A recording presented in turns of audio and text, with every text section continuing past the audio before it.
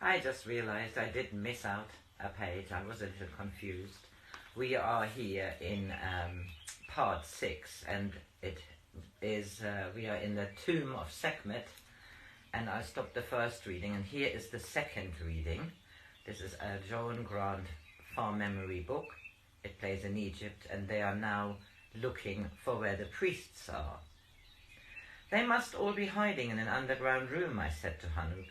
I was prepared to find that Hackett and the priest nearest to him had disappeared, but I thought they would have left the others to feel the first edge of our anger. The sanctuaries are above the level of the courtyard, said Kias. I expect the room will be under them. The rooms will be under them. Yes, we'll look first for the entrance there. It probably leads out of one of the sanctuaries. Tenhan told me that in the other SEKMET temple there was a sliding stone at the back of the plinth of the statue itself, which could only be moved by one who had the secret of the exact place where to extend the pressure. We started a long and careful search.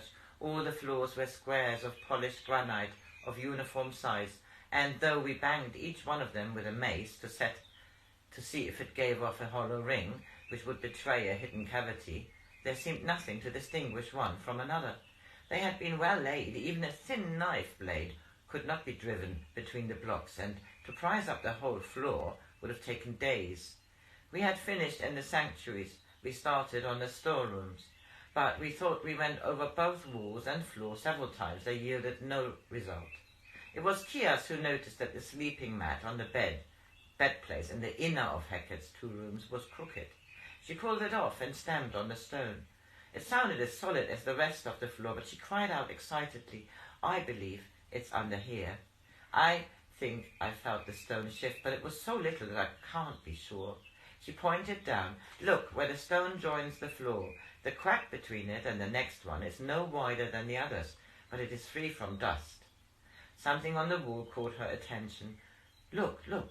There is a smear there, like the print of part of a hand. It's still wet, either oil or blood. She leant forward to test the origin of the smear.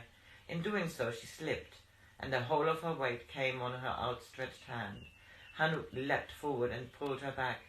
As almost noiselessly, the stone on which she had been standing sank down to disclose a square opening.